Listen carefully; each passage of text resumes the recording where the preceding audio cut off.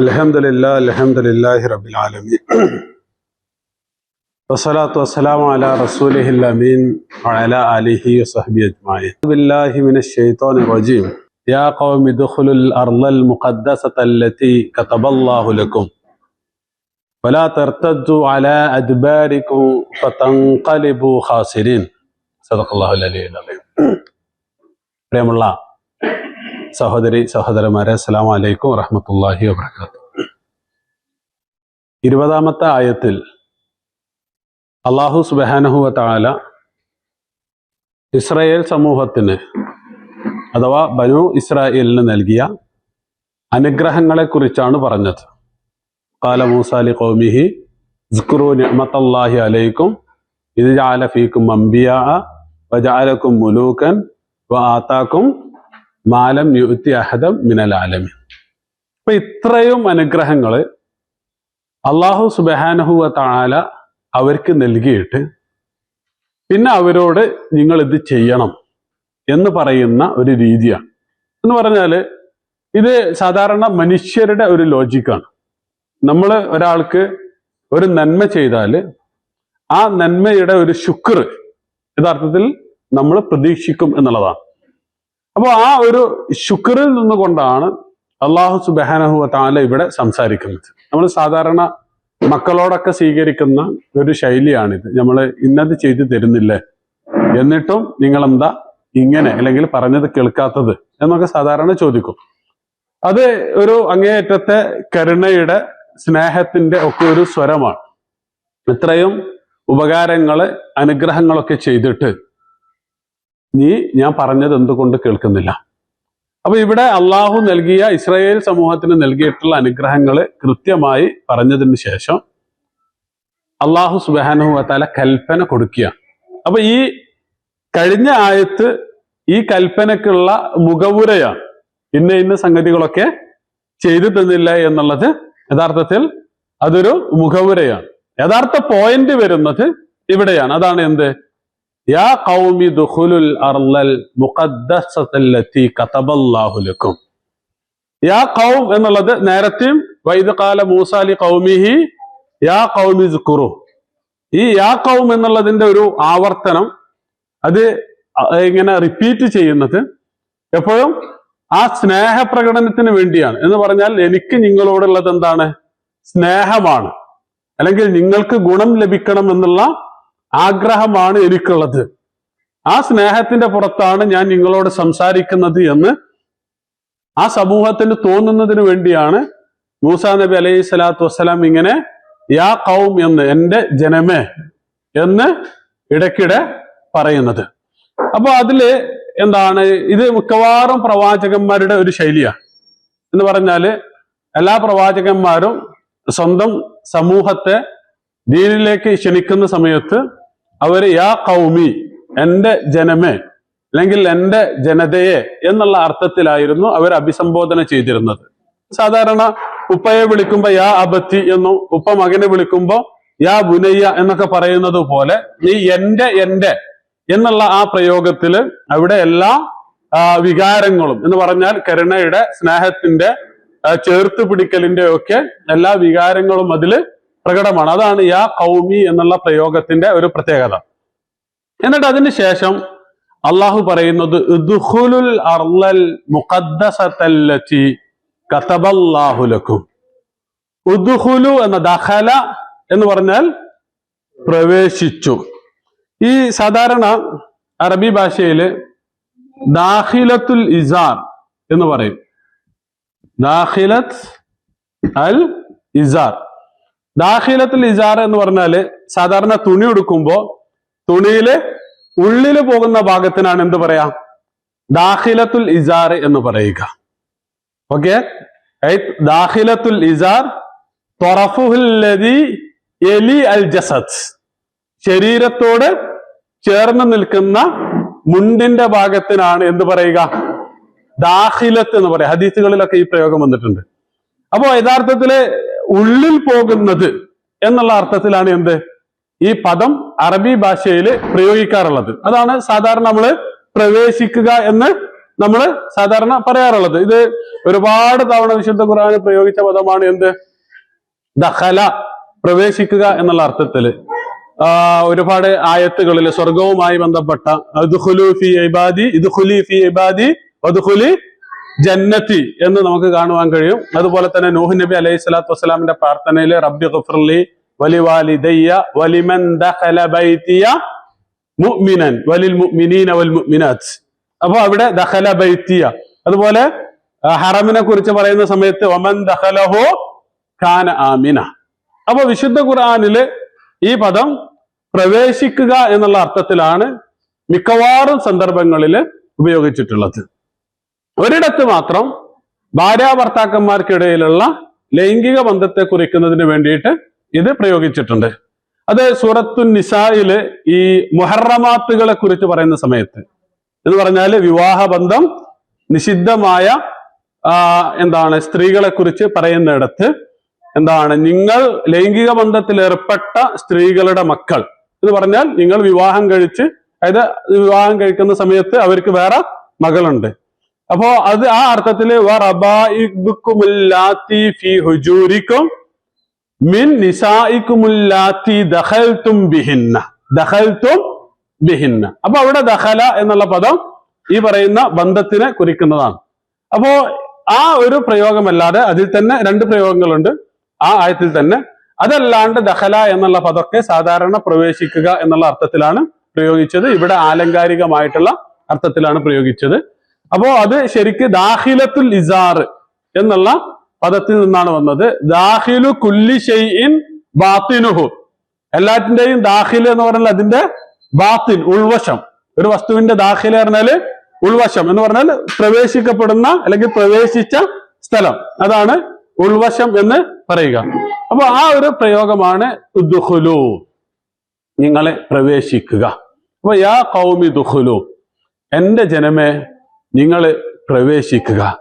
നിങ്ങൾ എവിടെയാണ് പ്രവേശിക്കേണ്ടത്? അൽ അർളൽ മുഖദ്ദസ.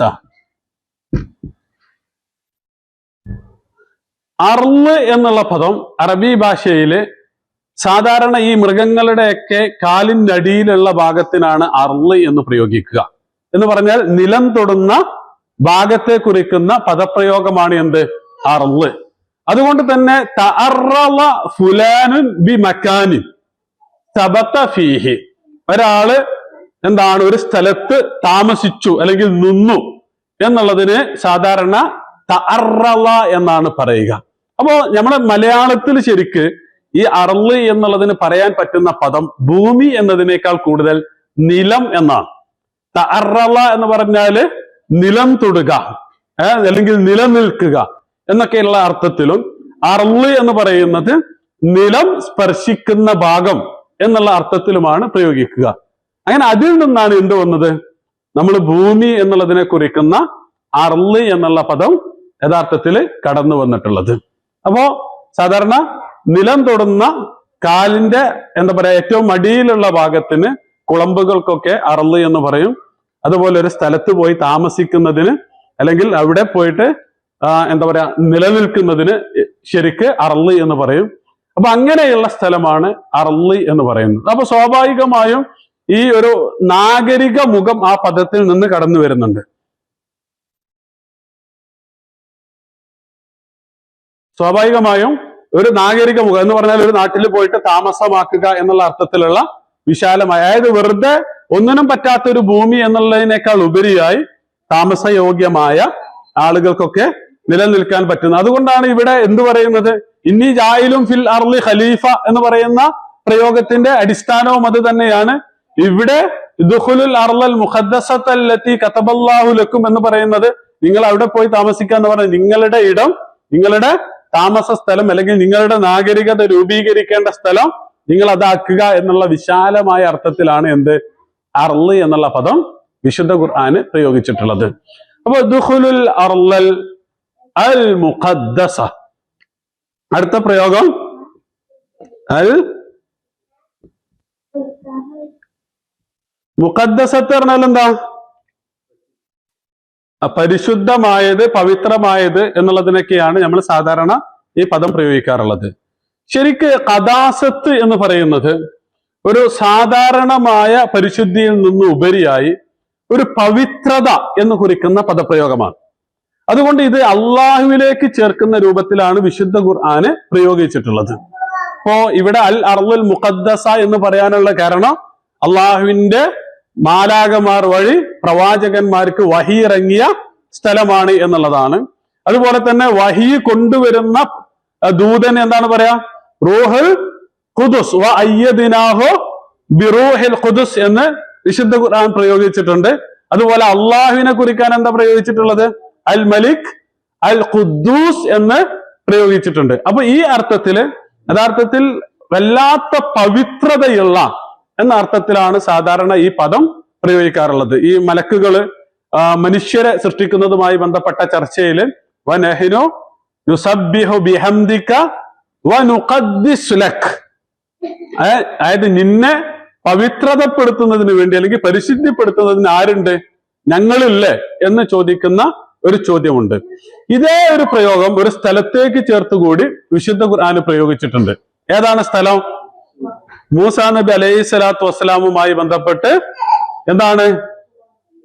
I bill വാദിൽ മുഖദ്ദസി തുവാ എന്ന് വിശുദ്ധ ഖുർആന് രണ്ടിടങ്ങളിൽ പ്രയോഗിച്ചിട്ടുണ്ട്.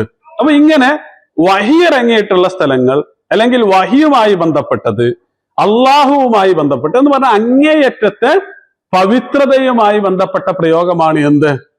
അൽ അൽ മുഖദ്ദസ് എന്നുള്ള പ്രയോഗം. അതുകൊണ്ട് അള്ളാഹുവിനെ കുറിക്കാൻ രണ്ടിടത്ത് വിശുദ്ധ ഖുർആനില് അൽ ഖുദ്ദൂസ് അൽ മലിക് അൽ ഖുദ്ദൂസ് എന്ന് പ്രയോഗിച്ചതായിട്ട് നമുക്ക് കാണാൻ കഴിയും. റൂഹുൽ ഖുദ്ദൂസ് എന്നുള്ള പ്രയോഗം ധാരാളമായിട്ടുണ്ട്. അതുപോലെ വാദിൽ മുഖദ്ദസ് തുവ എന്നുള്ളത് രണ്ടിടത്ത് വിശുദ്ധ ഖുർആന് പറഞ്ഞിട്ടുണ്ട്. അപ്പൊ ഇതാണ് അൽ അർളുൽ മുഖദ്ദസ് എന്നുള്ളതിന്റെ ഭാഷ അർത്ഥം. അതിന്റെ സാങ്കേതികമായ അർത്ഥം യഥാർത്ഥത്തിൽ പ്രവാചകന്മാർ വന്നിറങ്ങിയിട്ടുള്ള പ്രദേശമാണ്. അത് ഈ പറയുന്ന ഷാമ് ഭാഗത്താണ് എന്ന് പറഞ്ഞാൽ ഫലസ്തീന്, അതുപോലെ ദമസ്കസ് ഒക്കെ ഉൾപ്പെടുന്ന വിശാലമായ, ഇവരുടെ ഭാഷയിൽ കൻആൻ ദേശം എന്നാണ് സാധാരണ അത് കൻആനെ കുറിച്ച് ചേർത്ത് പറയാറുള്ളത്.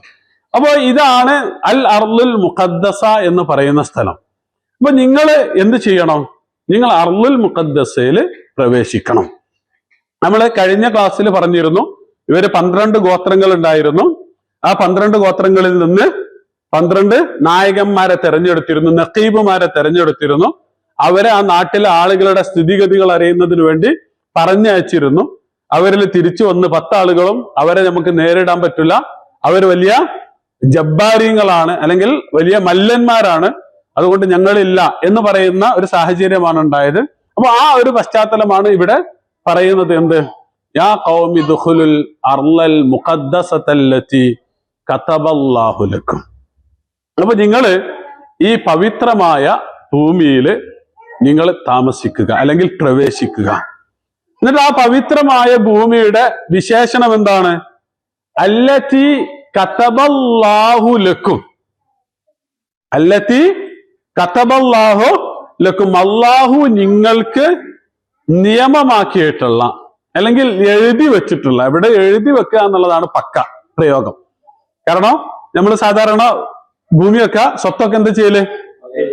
ആധാരം ചെയ്യുന്നത് പോലെ എഴുതി വെക്കുകയാണ് ചെയ്യുക. അപ്പോ ശരിക്ക് ഇവിടെ ആ പദം തന്നെയാണ് ഏറ്റവും ആപ്റ്റ് ആയിട്ടുള്ളത് എന്ന് പറഞ്ഞാൽ ആ അർത്ഥം തന്നെയാണ് ഏറ്റവും ആപ്റ്റ് ആയിട്ടുള്ളത്. ശരിക്കും ഈ കത്തബ എന്ന് പറഞ്ഞാൽ അറബി ഭാഷയിൽ ഭദ്രമായി ചേർത്ത് വെക്കുക എന്നാണ് അർത്ഥം. ഭദ്രമായി ചേർത്ത് വെക്കുന്നതിനാണ് കത്തബ എന്ന് പറയുക. ഈ സൈന്യത്തിലൊക്കെ കതീബത്ത് ഉണ്ടാവും. കതീബത്ത് എന്ന് പറഞ്ഞാൽ നമ്മൾ ബറ്റാലിയൻ എന്നൊക്കെ പറയുന്ന, അതായത് മുന്നിലും ബാക്കിലും സൈഡിലും ഒക്കെ ഓരോ സംഘങ്ങള്, അത് മിഡിലുള്ളതിനോട് ഇങ്ങനെ ചേർന്ന് നിന്നിട്ടാണ് മുന്നോട്ട് പോവുക. അപ്പൊ അതിനാണ് യഥാർത്ഥത്തില് കതീബത്ത് എന്ന് പറയാം. ഇങ്ങനെ പരസ്പരം ചേർന്ന് നിൽക്കുന്ന അക്ഷരങ്ങളാണ് എന്ത്? യഥാർത്ഥത്തിൽ നിയമങ്ങൾ അല്ലെങ്കിൽ എഴുതപ്പെട്ടത് എന്നൊക്കെയുള്ള അർത്ഥത്തിൽ പ്രയോഗിക്കാറുള്ളത്. അപ്പൊ അതാണ് കതബ എന്നുള്ളതിന്റെ ഭാഷാപരമായ തലം. അപ്പൊ കതബല്ലാഹു ലക്കും, അള്ളാഹു നിങ്ങൾക്ക് എഴുതി വെച്ചത്. അപ്പൊ ഇവിടെ 2-3 കാര്യങ്ങളുണ്ട്. ഒന്നാമത്തെ പോയിന്റ് എന്ന് പറഞ്ഞാൽ ഇത് ആരോടാണ് പറയുന്നത്? ഇത് മൂസാ നബി അലൈഹി സ്വലാത്തു വസ്സലാം അദ്ദേഹത്തിൽ വിശ്വസിച്ചിട്ടുള്ള വിശ്വാസികളോടാണ് പറയുന്നത്. അതാണ് ഒന്നാമത്തെ പോയിന്റ് എന്നുള്ളത്. രണ്ടാമത്തേത്, അപ്പോ അള്ളാഹു ദുനിയാവിലെ ആർക്കും, അതായത് വെറുതെ ഒരു സംഗതി എഴുതി കൊടുത്തിട്ടില്ല. ഒരു സമൂഹത്തിനും ഒന്നും അള്ളാഹു വിശ്വാസികളോട് നിങ്ങൾക്ക് വിജയം വരിക്കണമെങ്കിൽ നിങ്ങൾ എന്തായിരിക്കണം? അപ്പോ ഉദാഹരണമായിട്ട് നിങ്ങൾക്ക് ഈമാൻ ഉണ്ടെങ്കിൽ നിങ്ങൾ വിജയിക്കും. ഇങ്ങനെയാണ് വിശുദ്ധ ഖുർആനിന്റെ ഒരു ശൈലി എന്നുള്ളത്. അപ്പൊ ഇതിന്റെ ഈ ആയത്തുകളുടെ തുടക്കത്തിൽ ആ കരാറിനെ കുറിച്ച് വലഖദ് അഖദല്ലാഹു മീസാഖ ബനി ഇസ്രായീല എന്ന് പറഞ്ഞിട്ട് കൃത്യമായിട്ട് പറയുന്നുണ്ട്. നിങ്ങൾ നമസ്കരിക്കുകയും അതുപോലെ തന്നെ സക്കാത്ത് കൊടുക്കുകയും പ്രവാചകന്മാരുടെ കൂടെ നിൽക്കുകയും. അപ്പൊ ഇങ്ങനെയൊക്കെയുള്ള കണ്ടീഷനോട് കൂടിയാണ് അള്ളാഹു എന്ത് കൊടുക്കുക? ഒരു വാഗ്ദാനം കൊടുക്കുക. ഇതാണ് രണ്ടാമതായിട്ട് നമ്മൾ മനസ്സിലാക്കേണ്ടത്. അപ്പോ അങ്ങനെയാണ് ഇത് എന്ന് പറഞ്ഞാൽ, നിങ്ങൾ ഈ പറയുന്ന പ്രദേശത്ത് നിങ്ങൾ കയറി യുദ്ധം ചെയ്യുവാൻ നിങ്ങൾ തയ്യാറാണെങ്കിൽ അള്ളാഹു നിങ്ങൾക്കിത് എഴുതി തന്നിരിക്കുന്നു, നിങ്ങൾ ഒരിക്കലും അവിടെ പരാജയപ്പെടുകയില്ല എന്നാണ് ആ പറയുന്നത്. അപ്പൊ കതബല്ലാഹു ലക്കും എന്ന് പറയുമ്പോ അതിൽ വേറൊരു കാര്യം, കതബല്ലാഹ്, അള്ളാഹുവാണ് എഴുതിയത്, അള്ളാഹുവാണ് വിധിച്ചത്. അതിൽ 2 പോയിന്റ് ഉണ്ട്. ഒന്നാമത്തെ പോയിന്റ്, അള്ളാഹു നിങ്ങൾക്ക് എഴുതി വെച്ചതാണെങ്കിൽ നിങ്ങൾ ഒരിക്കലും അള്ളാഹുവാണ് എഴുതിയത് ഒരിക്കലും ലംഘിക്കാൻ പാടില്ല, ഒരിക്കലും അത് ധിക്കരിക്കാൻ പാടില്ല. കാരണം ആരുടെ കൽപ്പനയാണത്? അത് അള്ളാഹുവിന്റെ കൽപ്പനയാണ്. രണ്ടാമത്തെ പോയിന്റ്, ഇവര് അങ്ങേയറ്റത്ത് ഭീരുക്കളായിരുന്നു. എന്ന് പറഞ്ഞാൽ യുദ്ധം എന്ന് കേൾക്കുമ്പോൾ പരാജയപ്പെട്ടു പോകുമോ എന്നുള്ളതായിരുന്നു അവരുടെ ഭയം. അപ്പോ ഇത് ആര് പറഞ്ഞ പണിയാണ്? ഇത് അള്ളാഹ് പറഞ്ഞ പണിയാണ്. നിങ്ങൾ ഒരിക്കലും തോറ്റു പോവുകയില്ല, നിങ്ങൾ ഒരിക്കലും പരാജയപ്പെട്ടു പോവുകയില്ല എന്ന് പറയുന്നതിനാണ് കതബല്ലാഹു ലക്കും. അള്ളാഹു അല്ല നിങ്ങളോട് പറഞ്ഞത്, അള്ളാഹു നിങ്ങളുടെ കൂടെയുള്ള പണിയല്ല ഇത്. അപ്പൊ അതുകൊണ്ട് നിങ്ങൾക്ക് ധൈര്യമായിട്ട് ഇതിന് ഇറങ്ങാം എന്ന് പറയുന്നതാണ് എന്ത്? കതബല്ലാ എന്നുള്ള പ്രയോഗം. പിന്നെ സാധാരണ കതബല്ലാഹു അലൈക്കും എന്നാണ് പറയേണ്ടത്, നിങ്ങൾക്ക് മേൽ നിർബന്ധമാക്കുക എന്ന്. പക്ഷെ ഇവിടെ എന്താണ് പറഞ്ഞത്? കതബല്ലാഹു ലക്കും. ഇപ്പൊ നോമ്പുമായി ബന്ധപ്പെട്ട ആയത്തില് യാ അയ്യുഹല്ലദീന ആമനൂ കുത്തിബ അലൈക്കും കുത്തിബ അലൈക്കുമുസ്സിയാമു കമാ കുത്തിബ അലല്ലദീന മിൻ ഖബ്ലിക്കും. അപ്പോ ഇത് കതബ അല എന്നുള്ളതാണ് പ്രയോഗം. പക്ഷെ ഇവിടെ എന്താണ്? കതബല്ലാഹു ലക്കും. അപ്പൊ ഈ ലക്കും എന്ന് പറയാനുള്ള കാരണം, ഈ പറയുന്ന കൽപ്പന, അള്ളാഹുവിന്റെ ഈ കൽപ്പന എന്നുള്ളത് നിങ്ങളുടെ മാത്രം ഗുണത്തിനുള്ളതാണ്. ഈ ലാമുൽ മൻഫഅ എന്ന് പറഞ്ഞാൽ ഇത് നിങ്ങൾക്ക് ഗുണം കൊണ്ടുവരുന്നതിനുള്ളതാണ്. നമ്മള് അള്ളാഹു നൽകുന്ന കൽപ്പന ഇത് ആർക്ക് വേണ്ടിയുള്ളതാണ്? ഇത് നിങ്ങൾക്ക് ഒരു നാഗരികത രൂപപ്പെടുത്താനും സ്വസ്ഥമായി ജീവിക്കാനും നിങ്ങൾക്ക് അനുഗ്രഹങ്ങൾ പറ്റാനും പറ്റുന്ന ഏറ്റവും നല്ല ഒരു സ്ഥലമാണ്. അപ്പോ ആ ഒരു വിശാലമായ അർത്ഥം അതിൽ നിന്ന് കിട്ടാനാണ് എന്ത് പദം വന്നത്? കതബല്ലാഹു ലക്കും എന്നുള്ള പദം കൊണ്ടുവന്നത്. അപ്പൊ യാ ഖൗമി ദുഖുലുൽ അർളൽ മുഖദ്ദസതല്ലതി കതബല്ലാഹു ലക്കും വലാ തർതദ്ദു അലാ അദ്ബാരിക്കും. ഇർതദ്ദ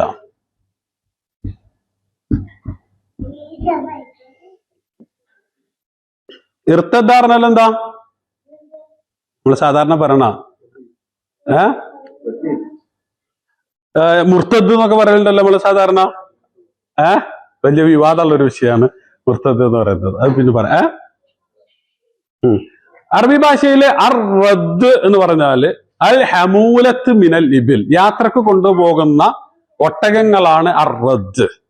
അത് റദ്ദ് എന്ന് വിളിക്കാനുള്ള കാരണം ലി അന്നഹാ തുറദ്ദു മിൻ മർതഇഹാ ഇലദ്ദാരി യൗമൽ ലഅൻ എന്ന് പറഞ്ഞാല് യാത്രക്ക് പുറപ്പെടുന്ന ദിവസം അതിനെ അതിന്റെ മേച്ചിൽ സ്ഥലത്ത് നിന്ന് വീട്ടിലേക്ക് തന്നെ മടക്കി കൊണ്ടുവരും എന്നുള്ളത് കൊണ്ടാണ് അത് റദ്ദ് എന്നറിയപ്പെടാനുള്ള കാരണം. റദ്ദ് എന്നുള്ളതിന് മറ്റൊരു അർത്ഥം കൂടിയുണ്ട്. അൻ തശ്റബൽ ഇബ്ലു അൽ മാഅ അലലൻ ഫതർതദ്ദ അൽ അൽബാനു ഫീ ളുറൂഇഹ. ധാരാളമായി വെള്ളം കുടിച്ച് എന്നിട്ട് പിന്നെ ധാരാളമായി പാല് കൊടുക്കുക. ഇതിന്റെ ഈ 2 പ്രയോഗത്തിന്റെയും ഒരു ഒരൊറ്റ പോയിന്റ് എന്താണെന്ന് വെച്ചാൽ, മർമ്മം എന്താണെന്ന് വെച്ചാൽ, ഈ ഒട്ടകത്തെ മേച്ചിൽ പുറത്തേക്ക് പറഞ്ഞയച്ച് തിരിച്ചു വരുമ്പോ അതിങ്ങനെ കൊഴുത്ത്, അതായത് പോയതിനേക്കാൾ ഉഷാറായിട്ടാണ് അത് തിരിച്ചു വരിക. അതുപോലെ തന്നെ പാല്, വെള്ളം ധാരാളമായിട്ട് കുടിച്ച് തിരിച്ചു വരുന്നത് എന്താണ്? നല്ല പാലാണ്. അപ്പൊ പോയതിനേക്കാൾ വേഗത്തിൽ അതല്ലെങ്കിൽ പോയതിനേക്കാൾ ഉഷാറായിട്ട് തിരിച്ചു വരുന്നതിനാണ് എന്ത് പറയുക? ഇർത്തദ്ദ എന്ന് ഭാഷയിൽ പറയുക. അതാണ് യഥാർത്ഥത്തിൽ മുർത്തദ് എന്ന് പറയുന്നത്. എന്ന് പറഞ്ഞാൽ ഇസ്ലാമിലേക്ക് കടന്നു വന്ന് അതിനേക്കാൾ വേഗത്തിൽ അല്ലെങ്കിൽ അതിനേക്കാൾ ഉഷാറായി തിരിച്ചു പോവുക, അതായത് അതിനോട് ശത്രുത പുലർത്തിക്കൊണ്ട് തിരിച്ചു പോവുക. അതാണ് എന്ത്? ഇർത്തിദാദ് എന്ന് പറയുന്ന സാധനം. അപ്പോ അതിൽ നിന്നാണ് ഈ പറയുന്ന ഇർത്തദ്ദ എന്ന് പറയുന്നത്. ശരിക്ക് യുദ്ധത്തിന് പോവുക എന്ന് പറയുന്നത് പോയ അതിനേക്കാൾ ഉഷാറായിട്ട് ആരും തിരിച്ചു വരില്ല. കാരണം എന്താണ്? കുറെ മുറിവ് പറ്റി, കുറെ വേദനകളുമായി കുറച്ചാളുകളൊക്കെ നഷ്ടപ്പെട്ട്, വിജയിച്ചെങ്കിൽ പോലും കുറച്ചാളുകളൊക്കെ നഷ്ടപ്പെട്ട്, അപ്പൊ തിരിച്ചു വരൽ എങ്ങനെയാണ്? പ്രയാസത്തോടു കൂടിയാണ് തിരിച്ചു വരാറ്. പക്ഷെ യുദ്ധത്തിൽ പങ്കെടുക്കാതെയാണ് തിരിച്ചു വരുന്നത് എങ്കിലോ ആ സാധനമാണ് ഇവിടെ വലാ തർത്തദ്ദു. നിങ്ങൾ ഒരിക്കലും എന്താകരുത്? പോയതിനേക്കാൾ വേഗത്തിൽ തിരിച്ചു വരരുത്, അല്ലെങ്കിൽ പോയതിനേക്കാൾ ഉഷാറായി തിരിച്ചു വരരുത്. അപ്പൊ ഇർത്തദ്ദ എന്നുള്ള പദം വിശുദ്ധ ഖുർആന് ധാരാളമായിട്ട് പ്രയോഗിച്ചിട്ടുണ്ട്. ഇപ്പോ യാ അയ്യുഹല്ലദീന ആമനു മൻ യർത്തദ്ദ മിൻകും അൻ ദീനിഹി ഫസൗഫ യഅതില്ലാഹു ബിഖൗമിൻ യുഹിബ്ബുഹും വയുഹിബ്ബൂനഹു എന്ന് പറഞ്ഞിട്ട് നിങ്ങളിൽ ആരെങ്കിലും ദീന് വിട്ടുപോവുകയാണെങ്കിൽ, അതുപോലെ സത്യനിഷേധികളെ കുറിച്ച്, മുശ്രിക്കുകളെ കുറിച്ച് വലാ യസാലൂന യുഖാതിലൂക്കും അൻ യറുദ്ദൂക്കും അൻ ദീനിക്കും ഇൻ ഇസ്തതാഉ എന്ന് പറഞ്ഞിട്ട് മിൻകും അൻ ദീനിഹി എന്ന് പറയുന്നുണ്ട്. എന്ന് പറഞ്ഞാൽ ഇർത്തിദാദ് എന്ന് പറഞ്ഞാല് തിരിച്ചു പോവുക എന്നുള്ള അർത്ഥത്തിലാണ് സാധാരണ പ്രയോഗിക്കുക. അപ്പൊ ആ ഒരു സാധനമാണ് വലാ തർത്തദ്ദു അലാ അദ്ബാരിക്കും. ദുബർ എന്നുള്ളതിന്റെ ബഹുവചനമാണ് എന്ത്? അദ്ബാർ എന്നുള്ള പദം. ദുബർ എന്നുള്ളതിന്റെ ബഹുവചനമാണ് അദ്ബാർ. മുതുക് എന്നാണ് അർത്ഥം. എന്ന് പറഞ്ഞാല് ഇർത്തദ്ദ അല അൽ അദ്ബാർ അല്ലെങ്കിൽ അല ദുബർ എന്ന് പറഞ്ഞാൽ എന്താണ്? അത് പിന്തിരിഞ്ഞു പോരുക അല്ലെങ്കിൽ പിറകോട്ട് മടങ്ങുക. പോയതിനേക്കാൾ ഉഷാറായി പിന്നിലേക്ക് നിങ്ങൾ തിരിച്ചു പോരരുത്. ഈ ഇർത്തദ്ദ എന്നൊക്കെ ഉള്ളത് കുറെ വിശുദ്ധ ഖുർആൻ പ്രയോഗിച്ചിട്ടുണ്ട്. ഇപ്പോ എന്താണ്? യാക്കൂബ് നബി അലൈഹി സ്വലാത്തു വസ്സലാം അദ്ദേഹത്തിന് കാഴ്ച തിരിച്ചു കിട്ടിയതിനെ കുറിച്ച് ഫർത്തദ്ദ ബസീറ എന്ന് പറഞ്ഞാല് മുമ്പ് കാഴ്ച ഉണ്ടായിരുന്നു, പിന്നെ കാഴ്ച പോയി, പിന്നെ പഴയതിനേക്കാൾ ഉഷാറായിട്ടാണ് അത് തിരിച്ചു വന്നത് എന്ന് കുറിക്കുന്ന സാധനമാണ് എന്ത്? ഫർത്തദ്ദ ബസീറ എന്ന് പറയുന്ന പ്രയോഗം. അപ്പൊ അങ്ങനെ വിശുദ്ധ ഖുർആന് ധാരാളമായിട്ട് ഈ പദം പ്രയോഗിച്ചിട്ടുണ്ട്. അപ്പൊ അതില് ഇവിടെ വലാ തർത്തദ്ദു അലാ അദ്ബാരിക്കും, നിങ്ങൾ ഒരിക്കലും പിന്നിലേക്ക് തിരിഞ്ഞു കളയരുത്, അല്ലെങ്കിൽ പിന്തിരിഞ്ഞു പോരരുത്. കാരണം ബനു ഇസ്രായേൽ എന്ന് പറഞ്ഞാല് അങ്ങേയറ്റത്തെ ഭീരുക്കളായ ഒരു സമൂഹമായിരുന്നു. ഈ ഭീരുത്വത്തിന്റെ ഒരു ബേസ് ഈ ഇസ്ലാമിന്റെ ഒക്കെ ഒരു കാഴ്ചപ്പാടനുസരിച്ച് അങ്ങേയറ്റത്തെ സുഖലോലുപതയിൽ വളർന്ന ആളുകൾ അങ്ങേയറ്റത്തെ ഭീരുക്കളായിരിക്കും എന്നുള്ളതാണ്. അതുകൊണ്ടാണ് ഇസ്ലാം വിശ്വാസികളെ സംബന്ധിച്ചിടത്തോളം വിശ്വാസികളെ നിരന്തരമായി പരീക്ഷിക്കുമെന്ന് പറയുന്നത്. അള്ളാഹു സുബ്ഹാനഹു വ തആല ഏറ്റവും കൂടുതൽ പരീക്ഷിക്കുക അള്ളാഹുവിന് ഏറ്റവും ഇഷ്ടപ്പെട്ട ആളുകളെയാണ്, അതിൽ അമ്പിയാക്കളെയാണ് ഏറ്റവും കൂടുതൽ പരീക്ഷിക്കുക എന്നൊക്കെ പറയുന്ന എന്താണ് ഹദീസുകൾ നമുക്ക് കാണുവാൻ കഴിയും. അപ്പോ അതിന്റെ ഒരു ബേസ് എന്താണെന്ന് വെച്ചാൽ അതാണല്ലോ അമസിബ്തും അൻ തദ്ഖുലുൽ ജന്നത വലമ്മാ യഅതികും മസലുൽ ലദീന ഖലൗ മിൻ ഖബ്ലികും, നിങ്ങൾ എന്താണ് അതികഠിനമായ പരീക്ഷണങ്ങൾ താണ്ടാതെ സ്വർഗത്തിൽ പ്രവേശിക്കാമെന്ന് നിങ്ങൾ വ്യാമോഹിക്കുന്നുണ്ടോ എന്ന് വിശുദ്ധ ഖുർആൻ ചോദിക്കുന്നുണ്ട്. അപ്പൊ ആ ചോദ്യത്തിന്റെ ഒരു അർത്ഥം ഇതാണ്. അപ്പോ ബനു ഇസ്രായേലിന് എന്താ സംഭവിച്ചത്? ബനു ഇസ്രായേലിന് അള്ളാഹു വയറ് നിറച്ച് ഭക്ഷണം കൊടുത്തു. അല്ലെങ്കിൽ നേരത്തെ നമ്മൾ സൂചിപ്പിച്ച ആതാക്കും മാലം യുഅതി അഹദൻ മിനൽ ആലമീൻ, ലോകർക്ക് ആർക്കും നൽകാത്ത അനുഗ്രഹങ്ങൾ അള്ളാഹു സുബ്ഹാനഹു വ തആല ആർക്ക് കൊടുത്തു? ബനു ഇസ്രായേലിന് കൊടുത്തു. ആ ബനു ഇസ്രായേലിന് കൊടുത്തോടുകൂടി എന്ത് സംഭവിച്ചു? അവര് അങ്ങേയറ്റത്തെ മടിയന്മാരായി തീർന്നു. ഇതില് മറ്റൊരു പോയിന്റ് കൂടി ഞാൻ ഇതിന്റെ ഒരു സാന്ദർഭികമായിട്ട് സൂചിപ്പിക്കുകയാണ്. ചില പണ്ഡിതന്മാർ ഇപ്പോ ബനു ഇസ്രായേലിന് അള്ളാഹു സുബ്ഹാനഹു വ തആല ഒരുപാട് അനുഗ്രഹങ്ങൾ കൊടുത്തു.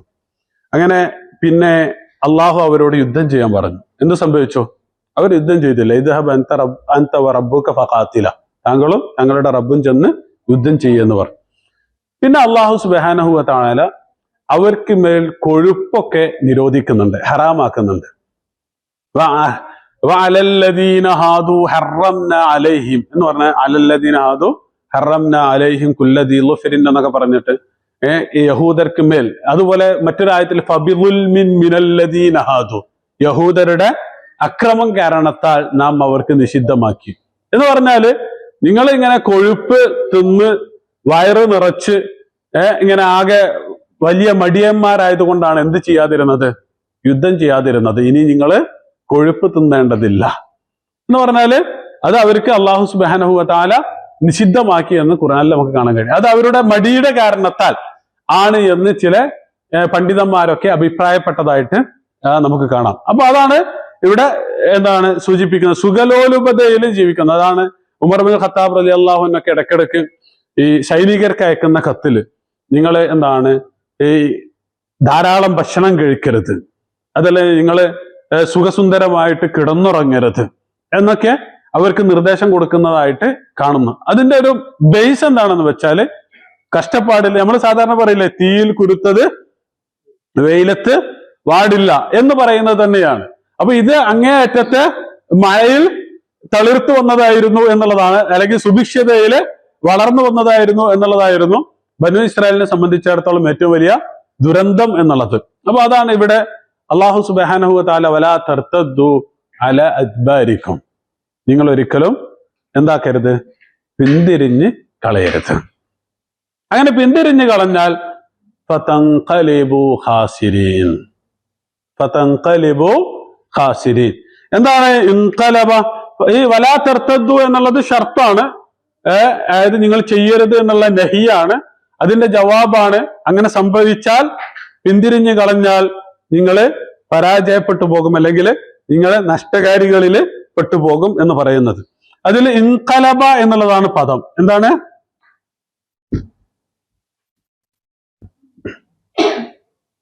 എന്താണ് ഇൻഖലബ എന്ന് പറഞ്ഞാല്?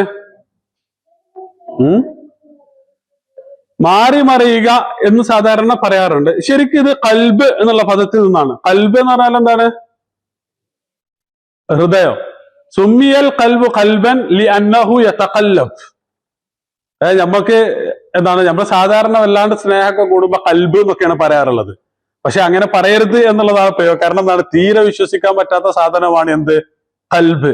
സുമ്മിയൽ കൽബു കൽബൻ ലി അന്നഹു യതഖല്ലബ്. അതിങ്ങനെ മാറി മറിഞ്ഞു കൊണ്ടിരിക്കും. അങ്ങനെ മാറി മറിയുന്നത് എന്നുള്ള അർത്ഥത്തിലാണ് കൽബ് എന്നുള്ള പേര് അതിന് ലഭിച്ചിട്ടുള്ളത്. ഒരു ഹദീസില് കൽബ് റസൂൽ എന്താണ്, അള്ളാഹുവിന്റെ 2 വിരലുകൾക്കിടയിലാണ് കൽബുള്ളത്. അതിങ്ങനെ മറിച്ചുകൊണ്ട് അവന് ഉദ്ദേശിക്കുന്നത് പോലെ അവൻ മറിക്കും എന്നൊക്കെ നമുക്ക് കാണുവാൻ കഴിയുന്നതാണ്. അപ്പൊ അത് തന്നെയാണ് ഇവിടെ ഇൻഖലബ എന്നുള്ളത്. പക്ഷെ ഇവിടെ ശരിക്കെന്ന് പറഞ്ഞാൽ ഒരു സ്ഥലത്ത് സ്ഥിരമായി നിൽക്കാതിരിക്കുക, ഇങ്ങനെ ചാടി കളിക്കുന്നതിനാണ് ശരിക്കും എന്താ പറയാ, ഇൻഖലബ എന്ന് പറയുക. അത് 2 രൂപത്തിൽ അത് സംഭവിക്കും. ഒന്ന്, ഒരു മനുഷ്യനെ ആർത്തുല്ലസിച്ചുകൊണ്ട് ചാടിക്കളിക്കുന്നതിന് എന്ത് പറയും? അല്ലെങ്കിൽ നടന്ന് ഇങ്ങനെ ചാടി കളിച്ചു പോകുന്നതിന് ഇൻഖലബ എന്ന് പറയും. രണ്ടാമത്തേത് എന്താണ്? പരാജയപ്പെട്ട് അല്ലെങ്കിൽ ദുഃഖിതനായിട്ട് പോകുന്നതിനും എന്ത് പറയും? ഇൻഖലബ എന്ന് പ്രയോഗിക്കും. ഇപ്പോ വിശുദ്ധ ഖുർആനില് ഇദൻഖലബു ഇലാ അഹ്ലിഹിം ഫൻഖലബു ഫകിഹീൻ എന്നുള്ള പ്രയോഗം നമുക്ക് കാണാവുന്നതാണ്. അതുപോലെ തന്നെ ഫൻഖലബു ബി ഫളിൻ മിനല്ലാഹി വ നിഅമ എന്നുള്ള പ്രയോഗം നമുക്ക് കാണാൻ കഴിയും. അപ്പൊ അതൊക്കെ പോസിറ്റീവാണ് എന്ന് പറഞ്ഞാല് സന്തോഷത്താൽ ആർത്തുല്ലസിച്ച് വീട്ടിലേക്ക് മടങ്ങുക എന്നൊക്കെയുള്ള അർത്ഥത്തിലാണ് എന്ത് പറയാ, ഇൻഖലബ എന്ന് അവിടെ പ്രയോഗിച്ചിട്ടുള്ളത്.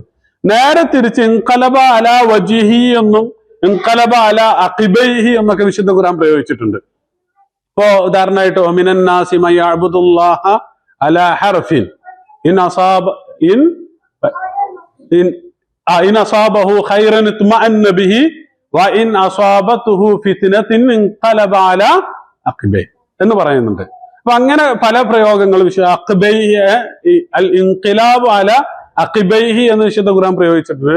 അതുപോലെ അൽ ഇൻഖിലാബ് അലൽ വജ്ഹ് എന്ന് വിശുദ്ധ ഖുർആൻ പ്രയോഗിച്ചിട്ടുണ്ട്. എന്നൊക്കെ പറഞ്ഞാല് ഇത് പരാജയപ്പെട്ടു പോവുക, അല്ലെങ്കിൽ മുഖം കുത്തി വീഴുക, അല്ലെങ്കിൽ എന്താ പറയാ, ഒരു മനുഷ്യന്റെ അപമാനത്തെ കുറിക്കുന്ന അല്ലെങ്കിൽ പരാജയത്തെ കുറിക്കുന്ന അർത്ഥത്തിലുള്ള പ്രയോഗങ്ങളാണ് അവിടെ ഇൻകലബ എന്ന് പ്രയോഗിച്ചത്. അപ്പൊ ഈ രണ്ട് തലങ്ങളാണ് വിശുദ്ധ ഖുർആനിൽ ഇൻകലബ എന്ന പദത്തിന് സാധാരണയായിട്ട് നമുക്ക് കാണാവുന്നത്.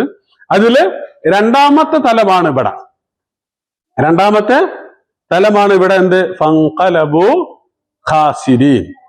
എന്താണ്? വല തർത്തദ്ദു അല അദ്ബാരിക്കും ഫൻഖലബു ഖാസിരീൻ. അപ്പൊ നിങ്ങൾ പരാജയപ്പെട്ട് മടങ്ങുകയാണ് ചെയ്യുക എന്ന് പറയുക. ഈ ഖസിറ എന്ന് പറഞ്ഞാല് ശരിക്ക് ഹലക്ക എന്നാണ്, നശിച്ചു പോവുക എന്നാണ്. എന്ന് പറഞ്ഞാല് പരാജയം നാശമാണ് എന്നർത്ഥം. പരാജയം നാശമാണ് എന്ന് പറയും. എന്ന് പറഞ്ഞാൽ ഭീകരം, പരീക്ഷയ്ക്ക് തോൽക്കുന്നതിനൊന്നും ഖസിറ എന്ന് പറയില്ല.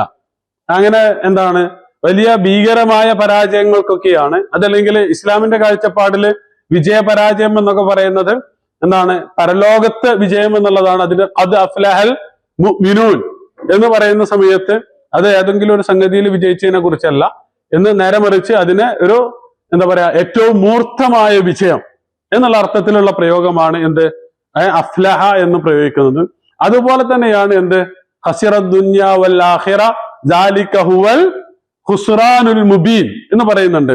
ദുനിയാവില് പരാജയപ്പെട്ട് ആഖിറത്തില് പരാജയപ്പെട്ട് ദാലിക ഹുവൽ ഖുസ്റാനുൽ മുബീൻ, അത് തന്നെയാണ് ഏറ്റവും വ്യക്തമായ പരാജയം എന്ന് വിശുദ്ധ ഖുർആൻ പറയുന്നുണ്ട്. അപ്പൊ ഈ ഖുർആനിന്റെ ഖസിറ എന്നൊക്കെയുള്ള ഒരു പ്രയോഗം യഥാർത്ഥത്തില് ഒരു ചെറിയ വിജയത്തെയോ അല്ലെങ്കിൽ ഒരു ചെറിയ പരാജയത്തെയോ കുറിക്കുന്ന സാധനമല്ല.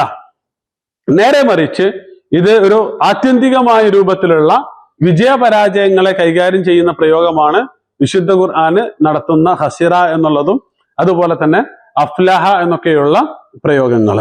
അപ്പോ ഇതില് ഈ ആയത്ത് നിലനിൽക്കുന്ന ലോകത്ത് ഏറ്റവും എന്താണ് പ്രധാനപ്പെട്ട ആയത്തുകളിൽ ഒന്നാണ്. എന്ന് പറഞ്ഞാല് ഫലസ്തീനില് ജൂതന്മാർക്ക് അവകാശമുണ്ട് എന്നുള്ളതിന് വിശുദ്ധ ഖുർആനിലെ തെളിവുണ്ട് എന്ന് പറഞ്ഞുകൊണ്ട് യഹൂദർ ഉദ്ധരിക്കുന്ന ഖുർആനിലെ ഏക ആയത്താണ് ഇത്. എന്ത്? യാ ഖൗമി ദുഖുലുൽ അർളൽ മുഖദ്ദസത്തല്ലതി കതബല്ലാഹു ലക്കും ഫലാ തർതദ്ദു അലാ അദ്ബാരിക്കും ഫതൻഖലിബു ഖാസിരീൻ. നിങ്ങള് എന്താണ് ഈ ഭൂമിയിൽ, അപ്പോ കതബല്ലാഹു ലക്കും അൽ അർളൽ മുഖദ്ദസത്തല്ലതി കതബല്ലാഹു ലക്കും, ഇതാണ് പോയിന്റ്.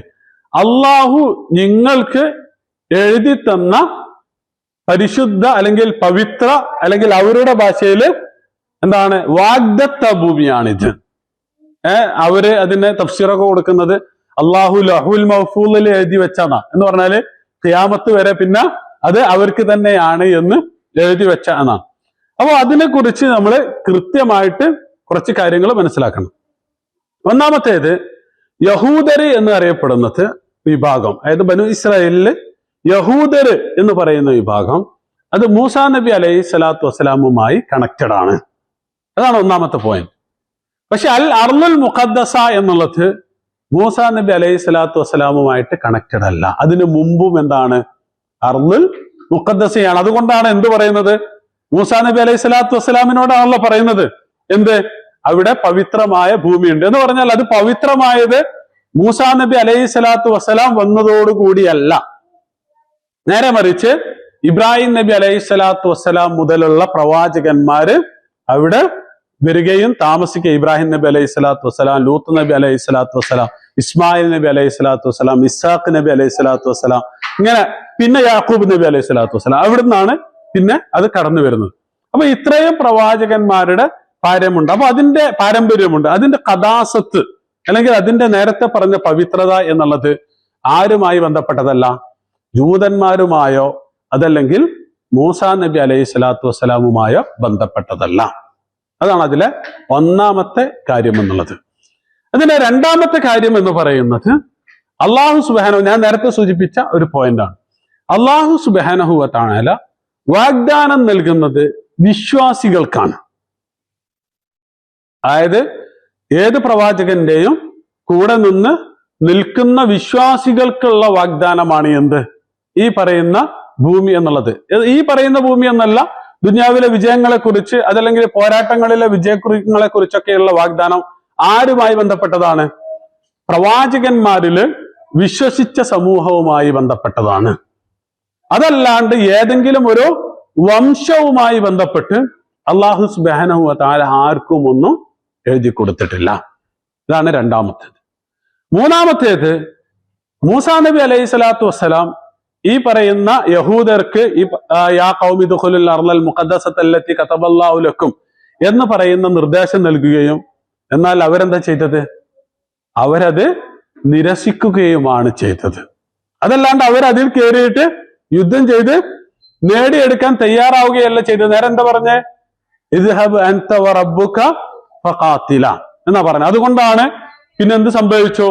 അള്ളാഹുവിന്റെ ശിക്ഷ വന്നു. ഫഇന്നഹാ മുഹറമത്തുൻ അലൈഹിം 40 സന. അള്ളാഹു 40 വർഷം അവർക്ക് അത് വിലക്കി എന്ന് പറഞ്ഞാൽ ആ ജനറേഷന് ഒരു ജനറേഷനാണത്. അപ്പൊ ആ ജനറേഷന് അതിൽ താമസിക്കാൻ എന്തില്ല, യോഗ്യതയില്ല എന്ന് പറഞ്ഞ അള്ളാഹു നിഷിദ്ധമാക്കിയതാണ്. എന്ന് പറഞ്ഞാല് ദുനിയാവിലെ ആർക്ക് അവകാശപ്പെട്ടാലും അവർക്കുള്ള അവകാശം അള്ളാഹു എന്താക്കിയിട്ടുണ്ട്? അവിടെ റദ്ദ് ചെയ്തിട്ടുണ്ട് എന്നുള്ളതാണ്. പിന്നെ മറ്റൊരു പോയിന്റ്, യഥാർത്ഥത്തില് ലോകത്ത് കഴിഞ്ഞു പോയ എല്ലാ പ്രവാചകന്മാരും മുസ്ലിങ്ങളാണ് എന്നുള്ളതാണ് വിശുദ്ധ ഖുർആന്റെ ഭാഷ്യം. എന്ന് പറഞ്ഞാല് അത് ഈസാ നബി അലൈഹി സ്വലാത്തു വസ്സലാം ആണെങ്കിലും അവരുടെ അനുയായികളാണെങ്കിലും, അതുകൊണ്ടാണ് എന്താണ് വഇദ ഔഹൈതു ഇലൽ ഹവാരിയീന അൻ ആമിനൂ ബി വബി റസൂലി ഖാലൂ ആമന്നാ വശ്ഹദ് ബി അന്നനാ മുസ്ലിമൂൻ. അതായത് ഹവാരിയങ്ങൾക്ക് നമ്മൾ വഹി നൽകി. എന്താണ്? നിങ്ങള് പ്രവാചകനിൽ വിശ്വസിക്കുക, നിങ്ങള് എന്താണ് വേദത്തിൽ വിശ്വസിക്കുക. അപ്പൊ അവരെന്ത് പറഞ്ഞു? അതെ, ആമന്ന വശ്ഹദ് ബി അന്നനാ മുസ്ലിമീൻ, ഞങ്ങൾ മുസ്ലിങ്ങളാണ് എന്ന് നിങ്ങൾ സാക്ഷ്യം വഹിക്കുക. അതുപോലെ തന്നെ വസ്വാബിഹ എന്ന് പറഞ്ഞിട്ട് വിശുദ്ധ ഖുർആന് ഇബ്രാഹിം നബി അലൈഹി സ്വലാത്തു വസ്സലാമിന്റെ വസീയത്ത്, അതുപോലെ യാക്കൂബ് നബി അലൈഹി സ്വലാത്തു വസ്സലാമിന്റെ വസീയത്ത്, ആ വസീയത്തൊക്കെ നിങ്ങൾ മുസ്ലിങ്ങളായിട്ട് ജീവിക്കണം, മുസ്ലിങ്ങളായി മരിക്കണം. വലാ തമൂതുന്ന ഇല്ലാ വഅൻതും മുസ്ലിമൂൻ എന്നുള്ളതാണ്.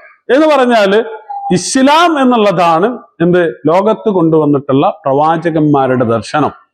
ആ ഇസ്ലാം മുൻനിർത്തിയിട്ട് അള്ളാഹുവിലും അവന്റെ പ്രവാചകനിലും വിശ്വസിക്കുന്നവർക്കാണ് എന്തുള്ളത്?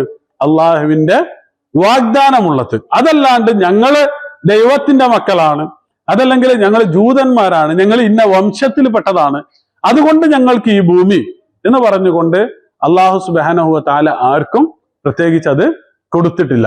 അപ്പൊ ഇത് കൃത്യമായിട്ട് അതിന്റെ ഒരു ചരിത്രവും അതിന്റെ ഒരു വർത്തമാനവും അല്ലെങ്കിൽ വിശുദ്ധ ഖുർആൻ നൽകിയിട്ടുള്ള അതുമായി ബന്ധപ്പെട്ട കാഴ്ചപ്പാടുകളും കൃത്യമായിട്ട് നമ്മൾ മനസ്സിലാക്കണം. ഒരിക്കലും ആ അർത്ഥത്തിൽ ഇത് യഹൂദർക്കുള്ളതാണ് എന്ന് വിശുദ്ധ ഖുർആൻ എവിടെയും പറഞ്ഞിട്ടില്ല. നേരെ മറിച്ച് ഇവർക്ക് നൽകിയിട്ടുള്ള സാധനം പോലും, അതായത് മൂസാ നബി അലൈഹി സ്വലാത്തു വസ്സലാം എന്താ പറയുന്നത്? ഇന്നൽ അർള ലില്ലാഹി യുരിസുഹാ മൻ യശാഉ മിൻ ഇബാദി വൽ ആഖിബതു ലിൽ മുത്തഖീൻ. ഭൂമി മുഴുവൻ അള്ളാഹുവിൻ്റെതാണ്. അള്ളാഹു ഇച്ഛിക്കുന്നവർക്ക് ആ ഭൂമിയിൽ അവൻ അധികാരം നൽകും. എന്നിട്ടോ വൽ ആഖിബത്തു ലിൽ മുത്തഖീൻ, ആഖിബത്ത് ഏറ്റവും നല്ല പര്യവസാനം ആർക്കായിരിക്കും? അത് മുത്തഖീങ്ങൾക്കായിരിക്കും. എന്ന് പറഞ്ഞാൽ അള്ളാഹുവിനെ സൂക്ഷിച്ച് ജീവിക്കുന്ന ആളുകൾക്കായിരിക്കും എന്നുള്ളതാണ് ആരുടെ വാഗ്ദാനം? അള്ളാഹുവിന്റെ വാഗ്ദാനം. അതല്ലാണ്ട് ഏതെങ്കിലും ഒരു വംശവുമായി ബന്ധം. അതുകൊണ്ടാണല്ലോ നമ്മുടെ ഇസ്രായേലിന്റെ ഒരു ചരിത്രത്തില് ഇസ്രായേൽ എവിടെ നിന്നാണ് തുടങ്ങുന്നത്? മക്കയിലെ ഹറമിൽ നിന്നാണ് തുടങ്ങുന്നത്. അത് ചെന്ന് തീരുന്നതോ അക്സയിൽ നിന്നാണ്. ആ അക്സയിൽ വെച്ചിട്ട് റസൂൽ സല്ലല്ലാഹു അലൈഹി വസല്ലമ നമസ്കരിക്കുന്നുണ്ട്. ആ നമസ്കാരത്തിന് മഅ്മൂമായിട്ട് ആരുണ്ടായിരുന്നത്? ലോകത്ത് നിയുക്തരായ എല്ലാ പ്രവാചകന്മാരുമായിരുന്നു ഉണ്ടായിരുന്നത്. എന്ന് പറഞ്ഞാല് ഈ പറയുന്ന എല്ലാ പ്രവാചകന്മാരുടെയും, ലോകത്ത് നിയുക്തരായ എല്ലാ പ്രവാചകന്മാരുടെയും സമാപനമാണ് ആര്? മുഹമ്മദ് മുസ്തഫ സല്ലല്ലാഹു അലൈഹി വസല്ലം. അപ്പൊ സ്വാഭാവികമായിട്ടും ആ പ്രവാചകന്മാരിലേക്ക് ചേർക്കപ്പെടുന്നതൊക്കെയും ആരിലേക്കാണ് ചേർക്കപ്പെടുക? മുഹമ്മദ് മുസ്തഫ സല്ലല്ലാഹു അലൈഹി വസല്ലമയിലേക്കാണ് ചേർക്കപ്പെടുക. അതുകൊണ്ടാണ് ഈ ഇസ്രാ എന്ന് പറയുന്ന സാധനം ഹറമിൽ നിന്ന് തുടങ്ങി ഹറമിൽ അവസാനിക്കാതെ ഹറമിൽ നിന്ന് തുടങ്ങി എവിടെ അവസാനിച്ചത്? അക്സയിൽ അവസാനിച്ച് അക്സയിൽ വെച്ചിട്ട് റസൂൽ സല്ലല്ലാഹു അലൈഹി വസല്ലമ ഈ പ്രവാചകന്മാരെയൊക്കെ മഅ്മൂമുകളാക്കിയിട്ട് നമസ്കരിക്കുകയും ചെയ്തത് ആ ഒരു പ്രഖ്യാപനമായിരുന്നു. എന്ന് പറഞ്ഞാൽ അത് ഇസ്ലാമിന്റെ കീഴിലുള്ള സാധനമാണ് എന്നുള്ള ഒരു പ്രഖ്യാപനമാണ്. പിന്നെ ധാരാളമായ ഹദീസുകളിലും എന്താണ് ലാ തുശദ്ദു റിഹാൽ ഇല്ലാ ഇലാ സലാസത്തി മസാജിദ് എന്ന് പറയുന്ന പ്രയോഗങ്ങൾ. എന്ന് പറഞ്ഞാൽ 3 പള്ളികളിലേക്ക് മാത്രമേ തീർത്ഥാടനം പാടുള്ളൂ എന്നൊക്കെ പറയുന്ന ഹദീസുകൾ നമുക്ക് കാണാൻ കഴിയും. അപ്പൊ ഒരർത്ഥത്തിലും ചരിത്രപരമായോ അതല്ലെങ്കിൽ ഈ വേദത്തിന്റെ പ്രമാണമനുസരിച്ച് അല്ലെങ്കിൽ പ്രാമാണികമായോ അതല്ലെങ്കിൽ ഏതെങ്കിലും ഒരു ന്യായത്തിന്റെ പുറത്തോ ജൂതന്മാർക്ക് എവിടെ സ്ഥാനമല്ല?